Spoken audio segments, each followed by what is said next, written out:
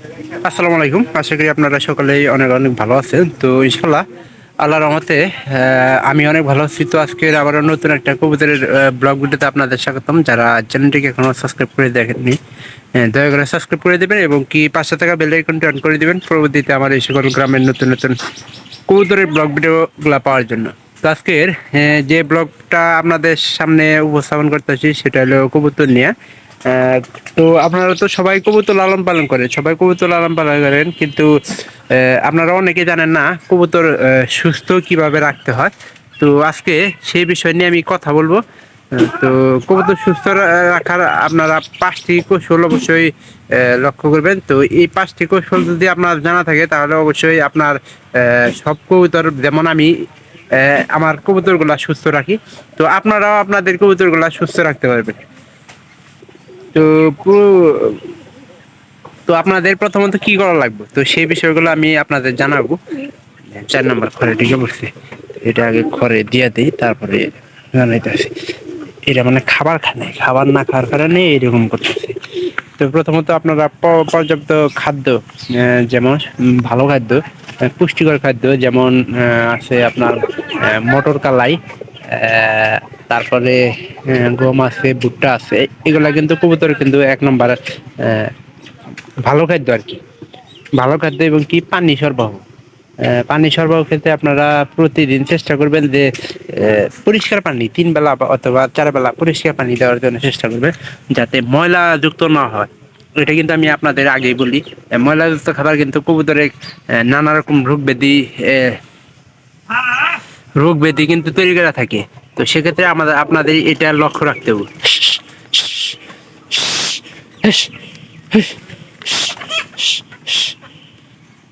তো দ্বিতীয়ত আপনারা করবেন কি জানেন, পরিষ্কার ঘর ও বাসস্থান। তো কবুতরের সুস্থ রাখার জন্য যখন বাচ্চা ফুটবে, আমাদের বাচ্চাগুলা আর কিছুদিন বড় হোক, বড় হওয়ার পরে আমরা করবো কি জানেন, এই বাসস্থানটা একবারে পুরোটাই পরিষ্কার পরিষ্কার পরিচ্ছন্ন করে দিন। কারণ এই কবুতরের বাচ্চার মলমূত্র দেয় কিন্তু রোগ বৃদ্ধি হওয়ার সম্ভাবনা থাকবে। তো সেক্ষেত্রে আমরা বাসস্থানটা মনে করেন যে পরিষ্কার পরিচ্ছন্ন রাখবো। 3 নম্বর হইলো আপনারা টিকা ও রোগ প্রতিরোধ।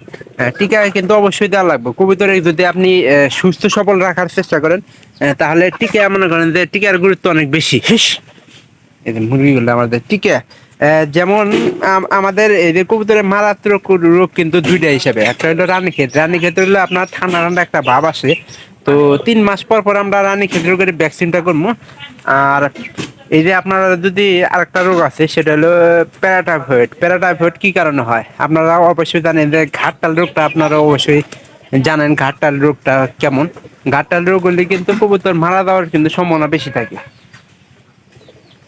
তো আমাদের করা কি জানেন, যে এই ঘাটতাল রোগগুলো যাতে না হয়, প্যারাটাইফয়েড এটার মনে করেন যে প্রথমত করার লাগবো যে আপনারা পরিষ্কার খাবার, পরিষ্কার খাবার কবুতরকে দেওয়ার চেষ্টা করবেন। পরিষ্কার খাবার দিলে আপনারা প্যারাটাইফয়েড রোগটা হবে না। পরিষ্কার খাবার এবং কি পরিষ্কার পানি। পরিষ্কার পানি না থাকলে আপনার দেখা যায় যে এটা কিন্তু একটা ব্যাকটেরিয়া জনিত রোগ, প্যারাটাইফয়েড। এটা সাইমোলা সাইমোলা একটা ভাইরাস আছে। তো ওই ভাইরাসের কারণে মনে করেন যে এই রোগটা দেখা দেয়।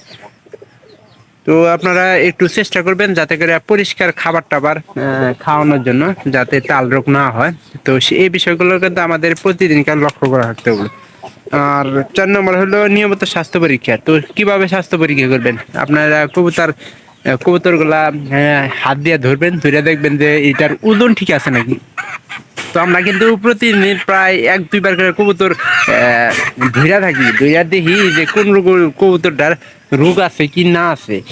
মানে কিভাবে বুঝবেন কবুতর পাতলা হয়ে যাব? 1 নম্বর স্বাস্থ্য পরীক্ষা কিভাবে করেন, যদি কবুতর পাতলা হয়ে যায় বা আস্তু না হাগি, তাহলে সেক্ষেত্রে বুঝবেন যে আপনার কবুতরের মনে করেন যে কবুতরের মনে করেন যে আছে, সমস্যা আছে। তাই নিয়মিত স্বাস্থ্য পরীক্ষা করে আপনার কবুতরের মনে করেন যে সুস্থ সবল রাখার চেষ্টা করবেন। কবুতরের বাচ্চাদের খাওয়াইতেছে।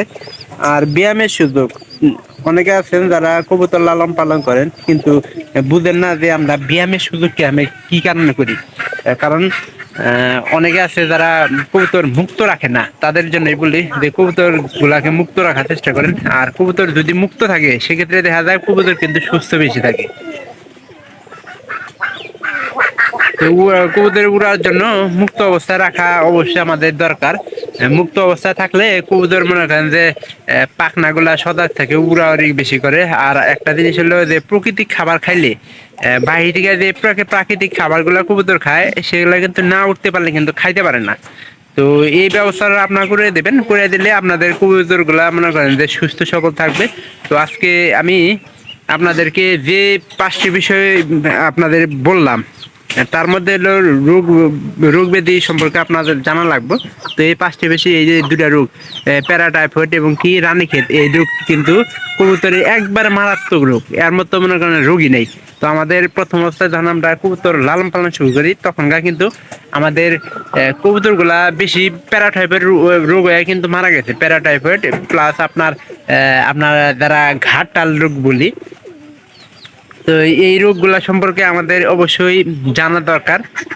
এবং কবুতরের কিভাবে আমরা মনে করেন যে রোগ প্রতিরোধ ক্ষমতা মনে করেন যে করবো, প্রতিরোধ করবো, সে সম্পর্কে জানা দরকার। আমরা এর পরবর্তীতে আলাপ পারবো যে ঘাটটাল রোগ কিভাবে মনে করেন যে রোগ প্রতিরোধ মানে ঘাটটাল রোগ কিভাবে সুস্থ করা যায় কবুতর গুলা। তো সেই বিষয় নিয়ে অবশ্যই আলাপ পারবো। তো আমাদের এখানকার কবুতর কিন্তু পাখা বাইন্দা কিন্তু খড় হিসেবে দেয়া কিন্তু ছাড়ে দিতেছি।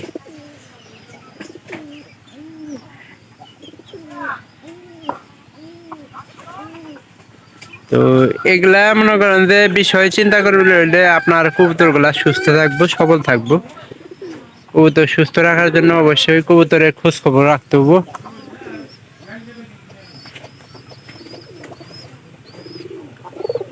একটা কবুতর কিন্তু বেশি দিন আটকা থাকলে সেটা অসুস্থ হওয়ার সম্ভাবনা বেশি থাকে।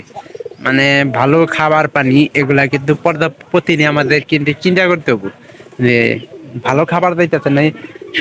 একটা কথা আছে যে কবুতরের কিন্তু সুষম খাদ্যের কিন্তু প্রয়োজনটা সবচেয়ে বেশি। যে খাবারে মনে করেন যে কবুতর মোটা তাজা হবে। আর কবুতরের দুর্বল খাবারগুলা আপনারা পরিহার করার চেষ্টা করুন। আর এখানকার কিন্তু বাজারে কম দামে কিন্তু ভুট্টা পাওয়া যায়, মন 1300 টাকা মন করে মনে করেন যে ভুট্টা।